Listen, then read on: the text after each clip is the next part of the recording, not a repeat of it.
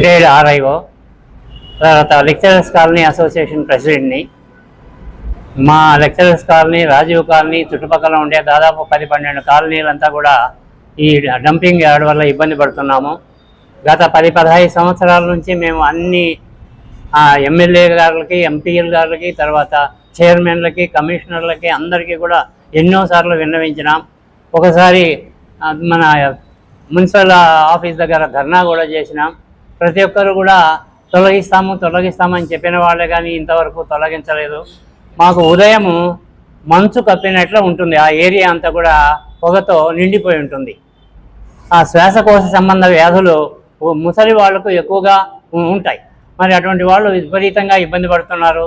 చిన్నపిల్లలు కూడా ఊపిరాడక ఇబ్బందులు తలెత్తున్నాయి.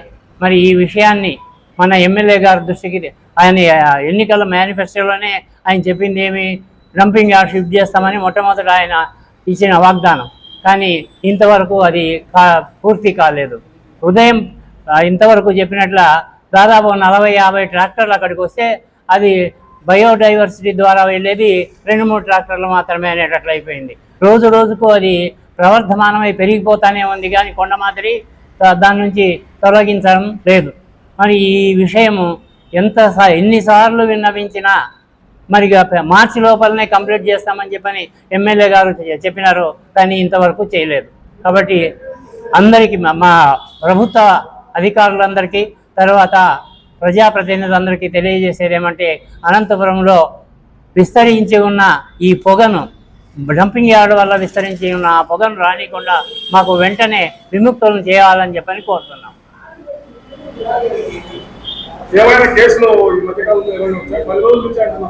10 రోజులనే కాదు, దాదాపు 10-12 ఏళ్ళ నుంచి మేము ఇబ్బంది అనుభవిస్తున్నాం. నేను ఆ కాలనీలో 2006-7లో ఇల్లు కట్టుకున్నాను.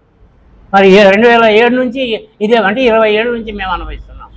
20 ఏళ్ళ నుంచి మరి ఎన్నిసార్లు విజ్ఞప్తి చేయంటాము, అయినా ఇంతవరకు దాని మీద శ్రద్ధ వహించలేదు. గత ప్రభుత్వంలో అనంత వెంకటరామరెడ్డి గారు వచ్చి చూసినారు, తీసేస్తామని చెప్పినారు. తర్వాత ఈ ఎమ్మెల్యే గారు కూడా చేస్తామని చెప్పినాడు. తర్వాత ఆయన చంద్రబాబు నాయుడు కూడా చెప్పించినాడు. చంద్రబాబు నాయుడు ఎలక్షన్ ప్రాసెస్లో వచ్చినప్పుడు ఇక్కడ చంద్రబాబు నాయుడు కూడా డంపింగ్ యార్డ్ తొలగిస్తామని చెప్పినాడు. కానీ ఇంతవరకు దాని మీద శ్రద్ధ వహించలేదు.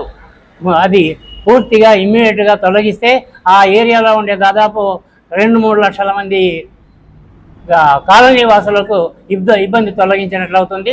అది విస్తరిస్తూ ఉంటుంది కాబట్టి టౌన్లో ఉండే వాళ్ళకు కూడా ఇబ్బందే.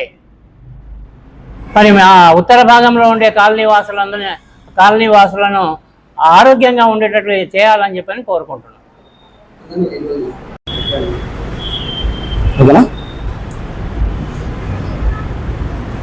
నా పేరు వీరేంద్ర, ప్రగతిశీల ప్రజాస్వామ్య విద్యార్థి సంఘం అనంతపురం జిల్లా ప్రధాన కార్యదర్శి.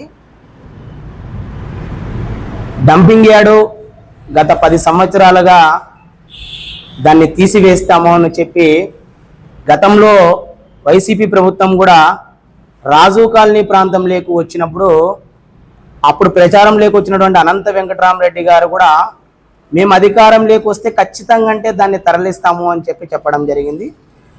దాని తర్వాత ఆ చెత్త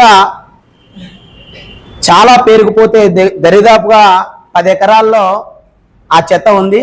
5 లక్షల టన్నులుగా తేల్చి అప్పుడున్నటువంటి ప్రభుత్వము ఒక ప్రైవేట్ కంపెనీకి దాన్ని ప్రాసెసింగ్, అంటే బయో ప్రాసెసింగ్ చేసేదానికి అప్పగించడం జరిగింది. దాంట్లో అవకతవకలు జరిగి మొన్న 2024లో తెలుగుదేశం ఎమ్మెల్యే గారు ప్రచారానికి వచ్చినప్పుడు కూడా, నేను అధికారంలోకి వస్తే వాళ్ళు చేయలేకపోయారు, మేము అధికారంలోకి వస్తే ఖచ్చితంగా అంటే దాన్ని ఎత్తేస్తామని చెప్పారు. ఎత్తేస్తామని చెప్పి 2 సంవత్సరాలు గడుస్తూ ఉంది. 5 లక్షల టన్నులుగా దాన్ని ఆ బయో మైనింగ్ చేస్తాము, దాన్ని ఎల్ఎన్టీ వాళ్ళకి ఇలాంటి మిగతా కంపెనీ వాళ్ళకి మేము అప్పగించాము.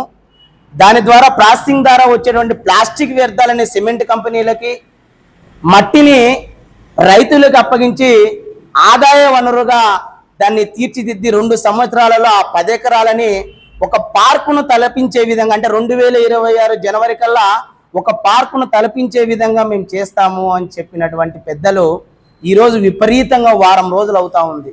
మంటలు వ్యాపించి చుట్టుపక్కల 4 కిలోమీటర్ల మేర పొగ వ్యాపించి చిన్న పిల్లల దగ్గర నుంచి పెద్దల వరకు శ్వాసకోశ సంబంధిత వ్యాధులు కావచ్చు, కంటికి సంబంధించినటువంటి వ్యాధులు కావచ్చు వ్యాపిస్తూ ఉన్నాయి. మేము ఒకటే ఇక్కడ చెప్పదలుచుకున్నాం, మంత్రి నారాయణ గారు వచ్చారు, స్వచ్ఛాంధ్ర చైర్మన్ గారు వచ్చారు. వీళ్ళందరూ కేవలం ఆర్భాటపు ప్రచారాల కోసం వచ్చి దీని ద్వారా 12,000 కోట్లు లాభం వస్తుంది, లేదంటే 100 కోట్లు లాభం వస్తుంది, 200 కోట్లు మున్సిపాలిటీకి లాభం వస్తుంది అని చెప్పినటువంటి వీళ్ళు ఈరోజు మున్సిపాలిటీ డంపింగ్ యార్డ్ని తరలించలేదు. అంటే తరలిద్దాము అని చెప్తే నాగిరెడ్డిపల్లిలో ఉన్నటువంటి ప్రజలు, నారాయణపురంలో ఉన్నటువంటి ప్రజలు అప్పుడు పెద్ద ఎత్తున నిరసనలు చేయడం జరిగింది. తద్వారా మేము దాన్ని నిలిపివేస్తున్నాం, వేరే చోట ఎక్కడో మారుస్తామని చెప్తా ఉన్నారు. ప్రతిరోజు 50 వార్డుల నుంచి దరిదాపుగా 40-70 ట్రాక్టర్లు అక్కడ చెత్త వేస్తూ ఉన్నాయి. అంటే చెత్తను తీసేస్తాము, వేరే చోటుకి తరలిస్తాము అనేది పక్కన పెడితే ఉన్నదాన్ని ప్రాసెసింగ్ చేయలేక, అంటే ఉన్నదాన్ని ప్రాసెసింగ్ చేసి అడపదడప ప్రాసెసింగ్ చేసి, అంటే ఒక రోజుకు 40 ట్రాక్టర్లు లోపల వస్తూ ఉంది, 2 లారీలు మాత్రమే బయటికి పోతా ఉంది. తద్వారా అక్కడ ఉన్నటువంటి ఒక 5 కిలోమీటర్ల వరకు తద్వారా ఈ పొగ వ్యాపించి ప్రజలు తీవ్ర ఇబ్బందులు పడతా ఉన్నారు. దీని మీద తక్షణమే ప్రభుత్వాలు చర్యలు తీసుకోవాలి.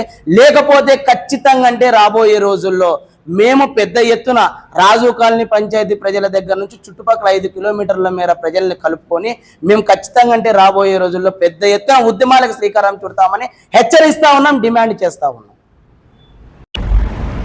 మిత్రులారా, ఈరోజు అనంతపురం నడిబొడ్డున ఉన్నటువంటి డంపింగ్ యార్డు విషయమై ఇవాళ ప్రెస్ క్లబ్లో ఇటు ప్రభుత్వానికి, మేధావులకి అందరికీ తెలియజేయమనగా, డంపింగ్ యార్డు వలన గత ప్రభుత్వం కూడా దాని నుంచి చాలా నష్టం వచ్చిందని చెప్పి ప్రభుత్వానికి ధర్నాలు చేసి నిరసన తెలియజేశాం. అప్పుడు కూడా ప్రభుత్వం మేము దాన్ని డంపింగ్ యార్డు మారుస్తామని చెప్పేసి బాహాటంగా ప్రకటించింది, అయినా చేయలేకపోయింది. ఎన్నికల మేనిఫెస్టోలో ప్రచారానికి వచ్చి ఇప్పుడున్నటువంటి అధికార పార్టీ దాన్ని ఎత్తేస్తామని చెప్పేసి టౌన్ ఎమ్మెల్యే గారు తెలియజేశారు, మా ప్రభుత్వం వస్తేనే డంపింగ్ యార్డ్ చేస్తామని.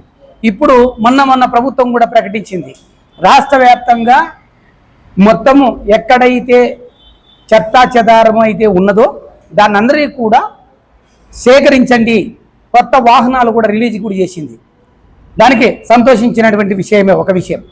కానీ ఆచరణాత్మకంగా మాత్రము అక్కడ డంపింగ్ యార్డ్ అనంతపురంలో ఉండడం వలన, జిల్లా విస్తరించడం వలన అక్కడ రూరల్లో ఉన్నటువంటి ప్రజలు చాలా ఇబ్బందులు పాలవుతున్నారు. ఒక పక్క వర్షాలు వచ్చి తర్వాత చుట్టుపక్కల కాలువలు ఉండడం వలన అక్కడ నీళ్ళు డ్రైనేజ్గా నిలబడి దాని మీద చెత్త మీద పడడం వలన ఈ వాసనకి అక్కడ ఉన్నటువంటి చుట్టుపక్కల ప్రాంత ప్రజలు మాత్రము కాపురం చేయలేని పరిస్థితి ఒకటి ఉన్నది. వాళ్ళకి దద్దుర్లు వస్తున్నాయని చెప్పేసి గతంలో తెలియజేశాం, కానీ వాళ్ళకు అనారోగ్య కారణాలు చాలా ఉన్నాయని తెలియజేశాం.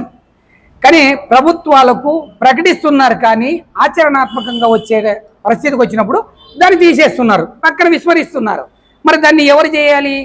ప్రభుత్వాలు ఉన్నటువంటి చెయ్యాలి. మరి ఇప్పుడు దానికి అదే విధంగా నీకు దాన్ని పక్కన తీసేసి ఎక్కడో నర్సనేకుంటకి మారుస్తామని చెప్పేసి మొన్నటి వరకు కూడా అన్ని ప్రకటించినారా? దాని ప్రకారం ప్రకటించారు. దాన్ని నర్సనేకుంట కాడ స్థలం చూసినప్పటికి కూడా దానికి ప్రకటించే పరిస్థితిలో లేదు. మరి దాన్ని చేద్దామనుకునే పరిస్థితుల్లో ఎన్ని ధర్నాలు చేసినప్పుడు కూడా ప్రభుత్వాలు స్పందించట్లేదు. మరి దీనిపైన ఏ విధంగా ఉంటుంది? ఒక పక్కేమో 40 లారీలు వస్తున్నాయంటే బయట నుంచి, తర్వాత 40 ట్రాక్టర్లు వస్తున్నాయంటే ఇక్కడ 10 ఇంకా ఎక్కువే వచ్చేసింటాయి. ఈ డంపింగ్ యార్డ్ పెరిగిపోతూనే ఉంది. దాన్ని సైక్లింగ్ చేసి విద్యుత్తును ఉత్పత్తి చేయాలి, ఓ పక్క ఎరువులు తయారు చేయాలి. బాగా ప్రకటిస్తున్నారు తప్ప ఇంతవరకు కూడా దాన్ని ఆచరణాత్మకంగా తక్కువ. ప్రజలు అనారోగ్య కారణాలు చనిపోతున్నారంటే ఎవరికి బాధ్యతది? ఎవరు నిర్ణయం తీసుకోవాలి? కానీ ఎన్నిసార్లు తెలియజేయాలి? ఒక్కసారి ఒక ప్రజాస్వామికవాదులుగా ఎవరైనా ఖండించినాడు తెలియజేసినారంటే దానిపైన ప్రభుత్వాలు వెంటనే స్పందించాలి. ఇది ప్రజలు అంతమంది ఇబ్బంది పడుతున్నారు, ఆ పంచాయతీలు ఎంతమంది ఇబ్బంది పడుతున్నారో అది మీరు కూడా వచ్చి అక్కడ 2 రోజులు కాపురం ఉంటే ప్రజాప్రతినిధులు కానీ తర్వాత నువ్వు కొన్ని వర్గాలు ఆడికి వచ్చి ఉంటే తెలిసిపోతుంది. బ్రతకలేక రూరల్ ప్రాంతంలో చాలా మంది జీవిస్తూ ఉన్నారు పరిస్థితి ఉన్నది. వాళ్ళు చాలని జీతాలతోనో ఏదో కూలి పని చేసుకొని టౌన్లో ఉంటే ఎక్కువ వస్తామని ఎక్కువ మంది రూరల్ ప్రాంతంలో బాడు కట్టలేక వరకు ఉన్నారు. ఆ వాసనకి నీకు మొత్తం చచ్చిపోతున్నట్టు పరిస్థితి ఉన్నది. మరి టౌన్లోకి వస్తే బాడుగా ఎక్కువ కట్టాలని వాళ్ళు చచ్చిపోతూ ఉన్నారు.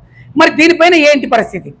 ఇప్పుడున్నటువంటి ప్రభుత్వం ఏ విధంగా అయితే మీరు ప్రకటించినారో దాన్ని వెంటనే స్పందించాలి. ప్రభుత్వం ప్రకటించిన ప్రకారము ఆ డంపింగ్ యార్డ్ని పక్కన తరలించాలి, లేకపోతే సైక్లింగ్ చేసి మొత్తం ఎరువులు తర్వాత విద్యుత్ ఇమ్మీడియట్గా తయారు చేయాలి. లేని పక్షంలో ఈ మొత్తం అన్ని ప్రజా సంఘాలను కలుపుకొని ఇవాళ ఒక సంఘమే కాదు, ఇప్పుడు కూడా ప్రజా సంఘాలు ఒక 5-6 మాత్రమే కలిసినాయి. మొత్తం జిల్లాలో ఉన్నటువంటి మొత్తం అన్ని పార్టీలను కలుపుకొని బలమైన ఉద్యమాలు చేస్తాము. మీకు రోడ్లు నిర్బంధం చేస్తాము. దాన్ని ఖచ్చితంగా ప్రభుత్వానికి వ్యతిరేకంగా బలమైన ఉద్యమాలు చేస్తామని హెచ్చరిస్తూ తెలియజేస్తున్నాను.